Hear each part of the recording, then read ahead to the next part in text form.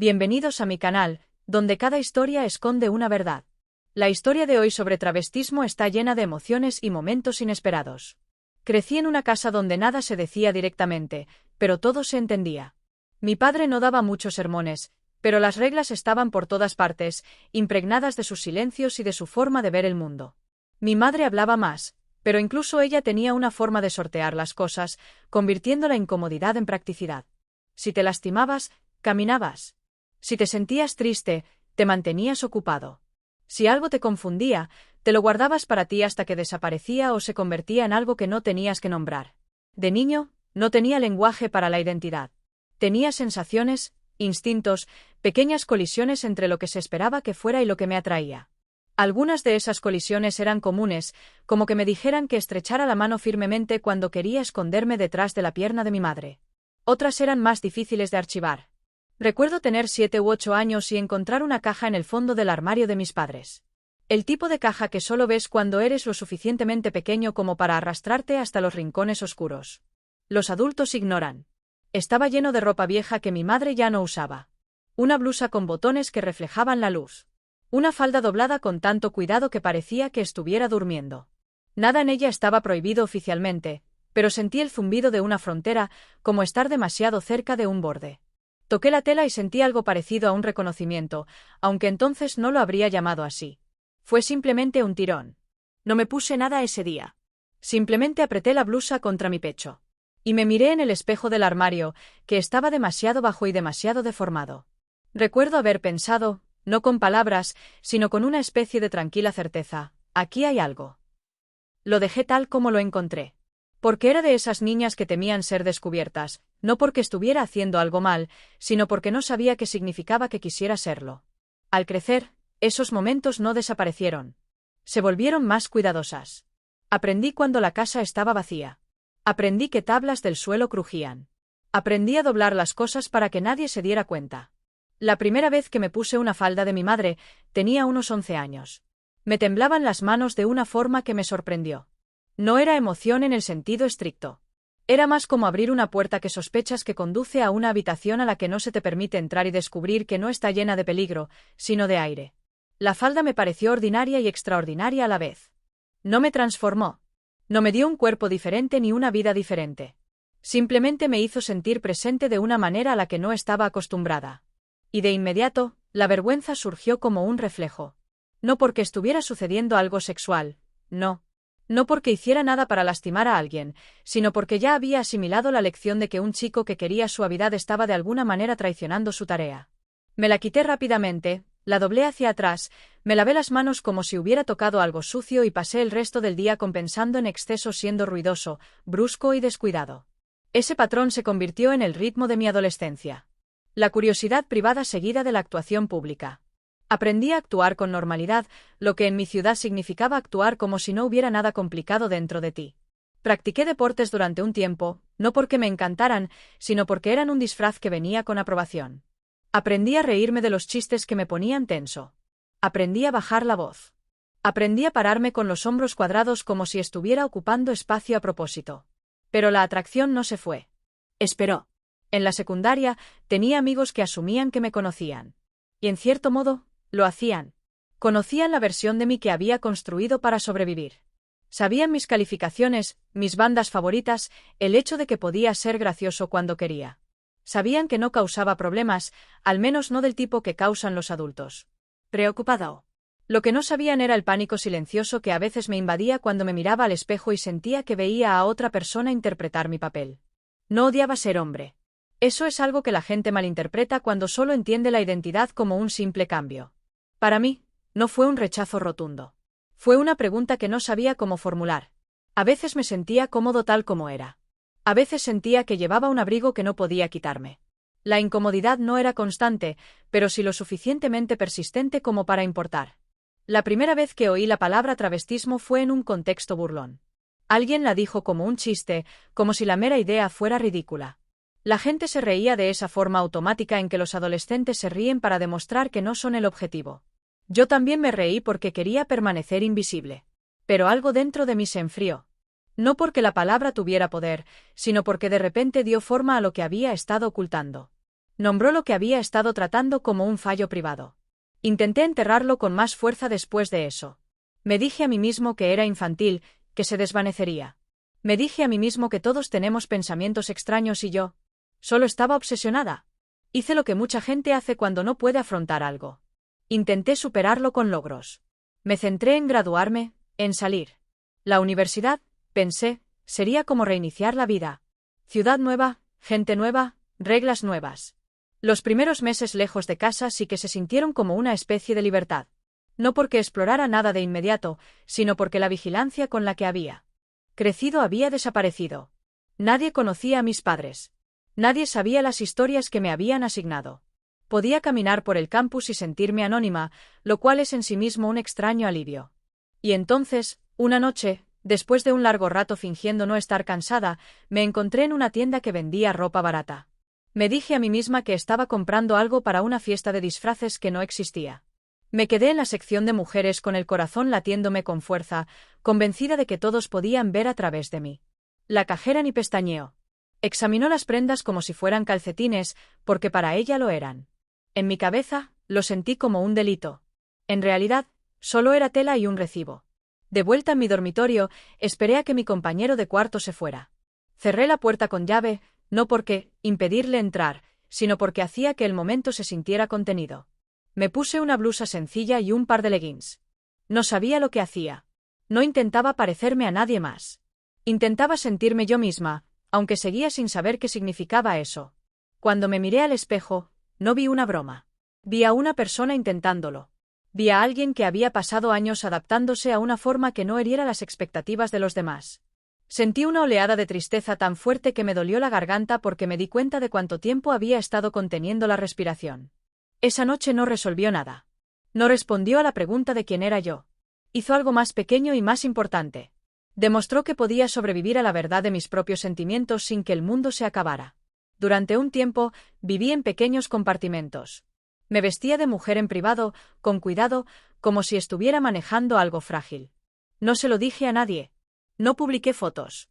No busqué validación. Tenía demasiado miedo de ser reducida a un estereotipo. Tenía demasiado miedo de que me trataran como un espectáculo. No buscaba llamar la atención. Buscaba paz interior. Pero esconderse tiene un precio. Cuanto más cuidadosamente guardas un secreto, más te protege a ti. Dicta tu horario, tus amistades, tu rango emocional. Me volví vigilante de una manera que la gente confundía con disciplina. En realidad, estaba asustado todo el tiempo. No aterrorizado, no en pánico, sino constantemente alerta. Y ese tipo de alerta te cambia. Te vuelve irritable. Te vuelve distante. Te hace buscar el entumecimiento. Bebí más de lo que debía a principios de mis 20. No dramáticamente, no lo suficiente como para que me expulsaran o arrestaran de inmediato, pero lo suficiente como para desdibujar los límites de mí mismo. Perseguía las habitaciones ruidosas porque ahogaban mis pensamientos. Salí con algunas personas, pero mantuve a las parejas a distancia. Es difícil ser visto completamente cuando todavía te escondes de ti mismo. Luego vino el error de no poder disfrazarme con lenguaje poético. Tomé decisiones que lastimaron a la gente. No porque me estuviera travestiendo, no porque la exploración de la identidad haga a alguien imprudente, sino porque estaba evitando la responsabilidad de mi vida emocional y usando la distracción como un sustituto del crecimiento.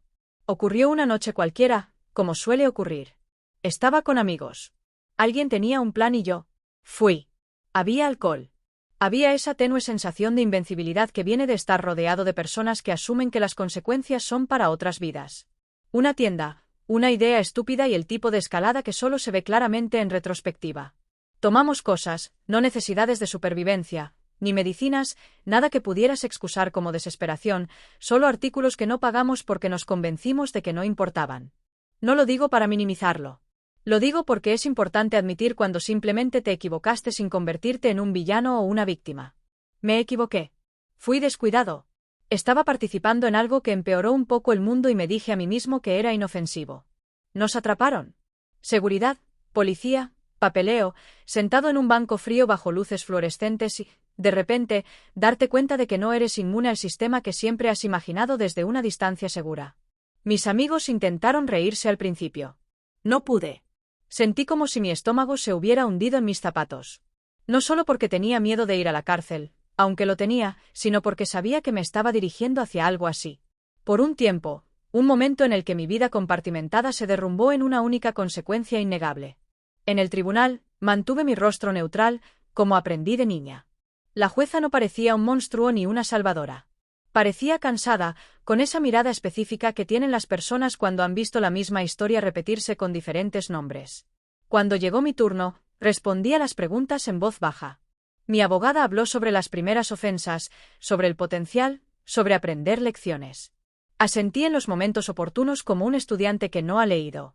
Y entonces sucedió algo inesperado. En lugar de la sentencia directa que esperaba, la jueza mencionó un programa alternativo. Un programa de justicia ficticio, lo llamó, casi como si estuviera probando la frase para ver si sonaba tan extraño en voz alta como probablemente en el papel. Se describió como centrado en la reforma, estructurado, supervisado, en sus palabras, diseñado para enfrentar las motivaciones detrás de la ofensa, no solo para castigar el comportamiento. Lo inusual vino después. El programa incluía trabajo restaurativo, terapia y responsabilidad comunitaria, pero también tenía un componente dirigido a enfrentando la deshonestidad personal. Los participantes debían participar en un programa estructurado de identidad y empatía. Parte de ese programa incluía, para quienes aceptaban, ejercicios de vulnerabilidad no dañina en público. El juez revisó el expediente, luego me miró a mí y dijo que había una recomendación del equipo de evaluación del programa, que mi versión de evasión y ocultación era fundamental para mis factores de riesgo, y que me habían marcado como alguien que podría beneficiarse de un programa específico. Este programa se describía en lenguaje clínico, pero su significado era inequívoco. Bajo supervisión y apoyo psicológico, se me exigiría participar en una serie de tareas que implicaban presentarme con ropa no típica para mi género asignado en entornos controlados, como una forma de examinar la vergüenza, la empatía y la presión social. No se enmarcaba como humillación. Se enmarcaba como terapia de exposición, exploración de la identidad y capacitación en responsabilidad. Y venía con reglas estrictas, sin encuadre sexual, sin acoso, sin espectáculo, sin explotación en redes sociales y con supervisión constante de salud mental. Sentí una oleada de calor en mi cuerpo. Cuello. No sabía si quería reír, llorar o desaparecer. Una parte de mí estaba furiosa porque sentía que mi secreto privado había salido a la luz sin mi consentimiento. Otra parte, más profunda y silenciosa, sentía algo más. Un alivio extraño y aterrador, como si alguien finalmente hubiera señalado la puerta cerrada dentro de mí y hubiera dicho, vamos a abrirla y te quedarás en la habitación el tiempo suficiente para descubrir qué hay realmente ahí. Quería negarme. Quería aceptar el castigo simple y cumplir mi condena en silencio porque al menos la cárcel tenía una historia clara. Violé la ley. Lo pagué. Fin de la historia. Este programa amenazaba con hacerme algo más duro. Amenazaba con hacerme honesta, no solo respetuosa de la ley. Mi abogado se acercó y susurró que era voluntario, pero que negarme probablemente significaría una sentencia más tradicional. El rostro de mi madre, al fondo de la sala, estaba pálido. Mi padre no estaba allí. Se había negado a venir. Esa ausencia era más pesada que cualquier insulto. El juez me preguntó directamente si entendía los términos y si estaba dispuesto a participar. Me oí decir que sí, y todavía no estoy seguro de si lo estaba. Coraje o miedo que me hacían mover la boca. Probablemente ambos. Las primeras semanas fueron reuniones administrativas, evaluaciones, papeleo, pruebas de drogas, horarios. Tuve que asistir a sesiones de terapia con un terapeuta asignado a través del programa. Era tranquilo, cuidadoso, no se impresionaba fácilmente con mis intentos de parecer serio. En nuestra primera sesión, me preguntó por qué creía haber robado. Empecé con las excusas de siempre: presión de grupo, mala decisión, falta de pensamiento. Me dejó hablar hasta que me quedé sin palabras y luego preguntó, ¿y qué intentabas no sentir? Esa pregunta me impactó más que cualquier cosa que la policía hubiera dicho, porque la respuesta lo era todo. Intentaba no sentir vergüenza. Intentaba no sentir incertidumbre. Intentaba no sentir el dolor de vivir una vida a medias donde nunca me arriesgaba a ser plenamente conocido. Intentaba no sentir la soledad que surge al no permitir que tu interior coincida con tu exterior. Las reuniones grupales del programa eran peores al principio, sentándonos en círculo con otras personas que tenían sus propias ofensas, sus propias defensas, su propio dolor. Algunos estaban allí por peleas, otros por drogas, otros por robo, como yo. Nos dijeron que el objetivo no era comparar o competir, sino comprender patrones. Hicimos ejercicios sobre empatía, sobre consecuencias, sobre las historias que nos contamos para evadir responsabilidades. Luego comenzó el componente de vestimenta. No en público, no de inmediato. Empezó en una sala de terapia con un miembro del personal presente. Lo plantearon como una práctica para tolerar la incomodidad sin actuar y para desafiar las respuestas de vergüenza. La primera tarea fue simple: elegir un atuendo de un perchero provisto con ropa de género neutro y atípico. Ponérmelo y describir las emociones que surgieron. Mis manos temblaban como cuando tenía 11 años, solo que ahora el temblor se sentía como dolor. La miembro del personal no fue cruel. Fue directa, como una enfermera. Me pidió que respirara. Me recordó que podía parar en cualquier momento, pero que parar tendría consecuencias para mi participación. De nuevo, el miedo y la elección se entrelazaron. Elegí un cardigan sencillo y unos vaqueros de mujer. Nada dramático, nada parecido a un disfraz. Cuando me los puse, sentí que mi cuerpo se tensaba como preparándose para el impacto. Esperaba risa, asco, algo. En cambio, solo hubo tranquilo. La sala no me juzgaba. La ropa no me juzgaba. El único juicio estaba dentro de mi propia cabeza, vieja y bien practicada. Les dije que me sentía avergonzado. Les dije que me sentía enojado. Les dije que me sentía estúpido por preocuparme tanto. Y luego, después de un largo silencio, admití que también me sentía más tranquilo, como si el volumen hubiera bajado. En sesiones posteriores, hablamos del porqué. Hablamos de cómo la vergüenza puede convertirse en una especie de combustible para la autodestrucción. Como las personas que no pueden ser honestas de manera segura a menudo terminan siendo honestas de manera insegura a través de explosiones, adicciones, crímenes o sabotajes. Hablamos de cómo las rígidas normas de género pueden enseñar a los niños que la ternura es debilidad y que la autoexpresión es una amenaza. Hablamos de cómo esa presión no solo daña a quienes rompen las reglas, sino a todos al limitar lo permitido. La primera vez que el programa me obligó a dar una presentación fuera del edificio de terapia, no fue dramático. Era un turno de voluntariado supervisado en un centro comunitario con un pequeño grupo del programa y un acompañante del personal. Me indicaron que debía vestirme de una manera que desafiara mi presentación habitual, pero todavía respetaba el entorno, modesto, apropiado, práctico. Elegí pantalones sencillos, una blusa lisa y una chaqueta. Mi cabello era el mismo, mi cara era la misma, pero sentía como si llevara un cartel. Caminando hacia la entrada, imaginé que cualquier extraño podría leer mis pensamientos. Imaginé a la gente señalándome. La mayoría no se dio cuenta. Unos pocos sí, y sus miradas se detuvieron. Sentí un nudo en la garganta. Mi primer impulso fue encogerme, volverme brusco, actuar con dureza. Pero el programa nos había advertido sobre ese impulso. Cuando te sientes expuesto, puedes intentar recuperar el control actuando con superioridad o agresividad. Mi trabajo era notar el impulso y no obedecerlo. Dentro del centro comunitario, ayudé a colocar sillas, cargué cajas, serví comida.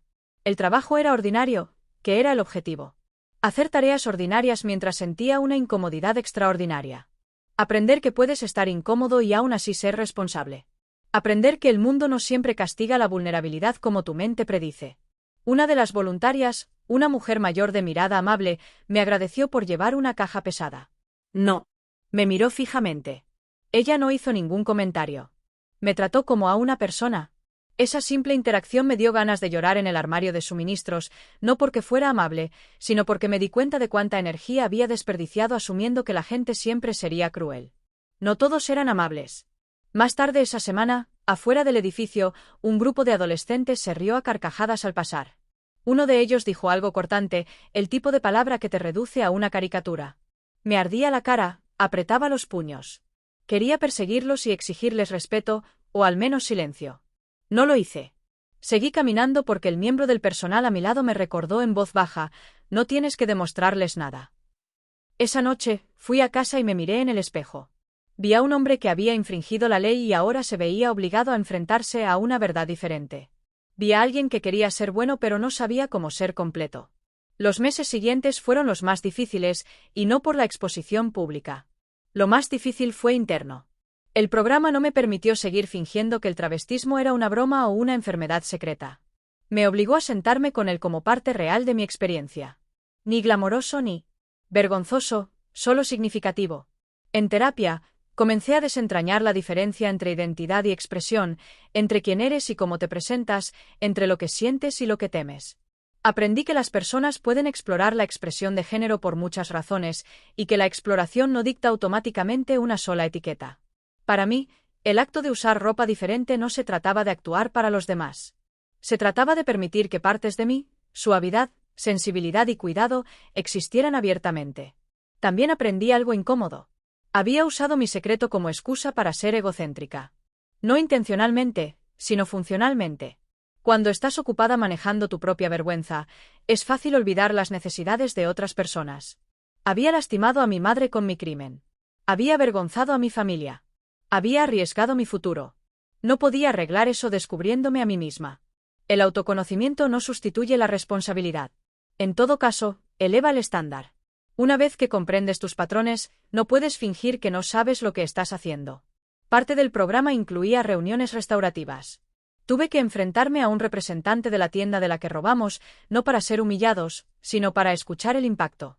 El representante habló sobre la pérdida, sobre la seguridad del personal, sobre cómo el robo hace que los empleados sospechen de todos, incluso de los clientes inocentes. Al escuchar, sentí la necesidad de defenderme. Todos lo hacen. No es para tanto, pero lo reconocí como el mismo reflejo de evasión. Me disculpé sin dramatismo. No prometí no volver a cometer errores. Prometí dejar de mentirme a mí mismo sobre el peso de mis acciones. Hubo un momento en el programa, hacia la mitad, en que empecé a resentirme. No porque fuera cruel, sino porque era efectivo. Mis viejos mecanismos de afrontamiento ya no funcionaban. No podía esconderme tras representaciones de masculinidad porque me pedían que saliera de ellas. No podía esconderme tras el victimismo porque tenía que reconocer el daño que causé. No podía esconderme tras el cinismo porque estaba rodeado de personas que intentaban cambiar de forma imperfecta. El resentimiento se convirtió en miedo cuando me di cuenta de que eventualmente tendría que decidir qué hacer después de que terminara el programa. La estructura desaparecería. La supervisión sería. Se habían ido. Las tareas terminarían. Me quedaría solo. Empecé a pensar más en mis padres. Pensé en la ausencia de mi padre en el tribunal, en cómo se sentía como un veredicto más personal que legal. Pensé en la preocupación silenciosa de mi madre, en cómo intentaba ayudar sin hacer preguntas que no quería que respondieran. Me di cuenta de que había estado viviendo en reacción a ellos, adaptándome a sus expectativas, incluso cuando no estaban presentes. Una noche, llamé a mi madre. No se lo conté todo. No estaba lista, pero le dije que el programa era más difícil de lo que esperaba. Le dije que estaba aprendiendo cosas que no sabía cómo explicar. Hubo un largo silencio y luego ella dijo: «Solo quiero que estés a salvo. Quiero que seas un buen hombre». Esa frase, buen hombre, solía parecerme un límite. Esa noche se sintió como una oportunidad porque tal vez ser bueno no se trataba de encajar en un estereotipo. Tal vez se trataba de honestidad, responsabilidad, amabilidad y autoestima. Tal vez un buen hombre podría ser alguien que admite que tiene miedo y aún así hace lo correcto. No hablé con mi padre durante meses. Una parte de mí estaba enojada con él por ser rígido. Una parte de mí estaba aterrorizada de su juicio. Y una parte de mí, para ser honesta, deseaba tanto su aprobación que me hizo sentir avergonzada de nuevo. El programa requería una fase final de integración pública. No una actuación, ni una revelación, sino una demostración de un cambio de comportamiento sostenible. Tuve que elegir un proyecto de responsabilidad personal y presentárselo al grupo y al personal del programa. Elegí trabajar con una organización de mentoría juvenil, no como una heroína, sino como alguien que entendía lo que significa crecer sin lenguaje emocional. No estaba allí para hablar de travestismo. Estaba allí para modelar algo más simple, que puede ser una persona con sentimientos complejos y aún así actuar con integridad. Recuerdo que un adolescente me preguntó casualmente por qué siempre parecía tranquila. Me sobresaltó porque por dentro todavía me sentía desordenada. Le dije la verdad de una manera segura y apropiada para mi edad. No siempre estoy tranquila. Solo trato de darme cuenta de lo que siento antes de hacer algo de lo que me arrepienta. Asintió como si tuviera sentido. Y me di cuenta de lo ávida que está la gente de habilidades emocionales que no se enseñan en la escuela. A medida que se acercaba el final del programa, sentí una extraña dolor. Había entrado sintiendo que me arrebataban la vida. Salía dándome cuenta de que me había dado algo que no sabía que necesitaba. Una forma de enfrentarme a mí misma sin derrumbarme. Eso no significaba que todo se volviera fácil. La aceptación en mi experiencia no es un momento único en el que de repente amas todo de ti misma. Es una práctica. Algunos días me sentía arraigada. Otros días sentía que la vieja vergüenza se intensificaba. La diferencia era que ahora tenía herramientas. Podía hablar con mi terapeuta. Podía respirar a pesar del pánico. Podía recordarme a mí misma que la ropa no es una cuestión moral. y que las verdaderas cuestiones morales son la honestidad, el daño y el cuidado. La noche que terminé el programa, fui a casa y me senté en mi cama en silencio. No había música triunfal, ningún repentino resplandor de iluminación, solo silencio. Pensé en la versión de mí misma más joven sosteniendo una blusa contra su pecho en un armario, aterrorizada de ser atrapada. Pensé en la versión de mí misma en el estacionamiento de una tienda, esposada, aterrorizada por las consecuencias. Pensé en mi versión en un centro comunitario cargando cajas mientras desconocidos observaban, aterrorizados de ser vistos. Todos estaban. Yo. Edades diferentes, miedos diferentes, la misma lucha central, querer pertenecer a mí misma. En los meses siguientes, decidí vivir menos compartimentada.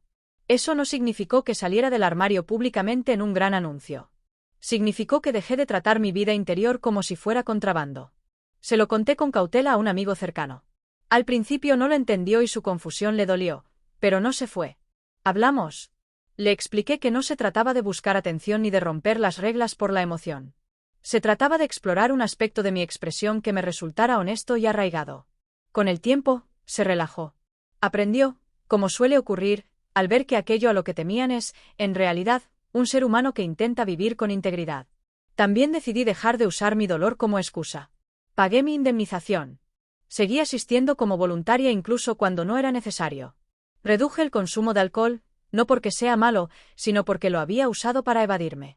Creé rutinas que me mantuvieron estable: ejercicio, sueño, escritura, sesiones regulares de terapia. Cuando sentí la necesidad de autosabotearme, lo traté como si fuera una señal, no una orden. Le pregunté qué estaba evitando. Con el tiempo, conocí a alguien con quien podía ser sincera. No de inmediato. La confianza lleva tiempo, y no quería compartir mi historia con alguien que la usara para hacerme daño. Pero cuando la compartí, lo hice con el mismo tono que uso ahora. No como una confesión para impactar, sino como una verdad para aclarar. Le hablé del programa, del crimen, de la vergüenza, del lento proceso de aprender a vivir de una pieza. Ella escuchó. Hizo preguntas que no eran acusatorias. Dijo: «Me importa más si eres amable y honesta que tu ropa». Esa frase no lo solucionó todo, pero me dio un punto de referencia. Me recordó que las personas que vale la pena conservar son las que ven tu humanidad primero. Todavía pienso en mi padre. Un día, después de mucho tiempo, fui a su casa. Se quedó en la puerta como si no supiera si dejarme entrar. Nos sentamos a la mesa de la cocina y hablamos de cosas prácticas al principio. El trabajo, las facturas, el tiempo. Entonces le dije que lamentaba lo que había hecho. Le dije que estaba trabajando para convertirme en alguien que no huyera de sí mismo. No le conté todo. No porque mintiera, sino porque elegí el momento con cuidado. Se miró las manos un buen rato y dijo: «No sé cómo hablar de todo esto». Y me di cuenta de algo que me ablandó. No solo era un juez. También era un hombre al que le habían enseñado que los sentimientos eran peligrosos. Me fui ese día sin una solución, pero con una pequeña sensación de paz. A veces la integración no significa que todos te comprendan. A veces significa que dejas de necesitar a todos y sigues actuando con respeto. Si estás escuchando esto y estás en medio de tu propia confusión, quiero ofrecerte lo que desearía que alguien me hubiera ofrecido. No tienes que convertir tus preguntas en secretos que te consuman. Explorar la identidad, incluso a través de la ropa, puede ser una forma reflexiva, no sexual y segura de comprenderte a ti mismo. También puede generar miedo, sobre todo si creciste en una cultura que regula el género como si fuera un código moral. Pero el miedo no es prueba de que estés equivocado. A menudo es prueba de que estás cerca de algo honesto. Al mismo tiempo, el autodescubrimiento no excusa el daño.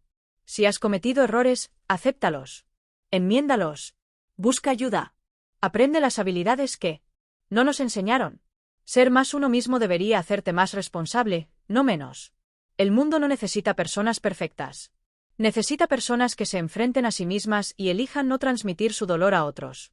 Solía pensar que el castigo era la única forma en que la gente cambiaba. Pensaba que la vergüenza era útil como un látigo que te mantenía a raya. Ahora creo que la vergüenza es una mala maestra. Te hace esconderte. Te vuelve a la defensiva. Te vuelve cruel a veces contigo mismo, a veces con los demás. La responsabilidad, por otro lado, puede ser una forma de respeto. Dice que tus decisiones importan. Tu crecimiento importa. Tu honestidad importa. Y si hay algo que he aprendido con todo esto, es que la identidad no es una única respuesta que descubres y luego nunca revisas. Es una relación que construyes contigo mismo, un día a la vez, con sinceridad, a través de decisiones que alinean tu vida interior con tus acciones externas. Es aprender a mantenerte en tu propia presencia sin pestañear. Es aprender que la debilidad puede coexistir con la fuerza y que ser visto no tiene por qué significar ser juzgado y que incluso cuando te juzgan, puedes mantener la firmeza. Gracias por mirar y pasar este tiempo conmigo. Si esta historia te ayudó a comprenderte mejor a ti mismo o a los demás, siéntete libre de explorar más en él.